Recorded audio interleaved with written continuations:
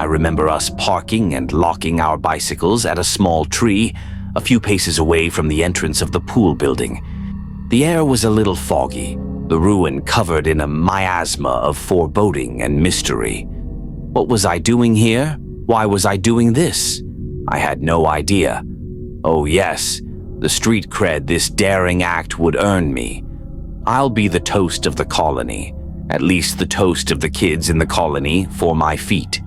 The desolate shriek of a bird flying away into the sunset broke my reverie.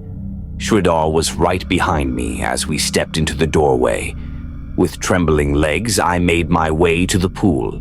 The pebbles we were supposed to toss were already in our pockets. I extracted one, looked at my friend's impassive face, and tossed the pebble into the pool. It disappeared with a plop, and then nothing. Silence. I gulped. Sridhar also tossed one. Still nothing. Total silence. I fumbled my pocket for the other one, got it out and tossed it into the murk. It seemed like it ricocheted off of a branch and made a weird sound as it hit the water surface. I turned to Sridhar to gauge his reaction and saw that he was no longer by me. He was standing in the nearest corner, his face turned to the wall. A chill ran down my spine and I literally yelped in terror. "Sridhar!" I called. No reply. "Sridhar!" I almost screamed. He turned. His eyes glinting, he opened his mouth to reveal fangs. What the? Fangs? My tiny, timid mind snapped. I was certain the spirit of the pool had my friend in its malicious grasp. He was possessed, and now I was going to die. My whole body shook. My breathing was ragged.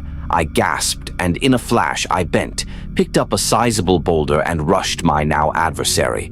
I was sure I was going to smash his head in, when suddenly he held up both hands and babbled at me to stop. He quickly extracted the fangs from his mouth and begged me to stop.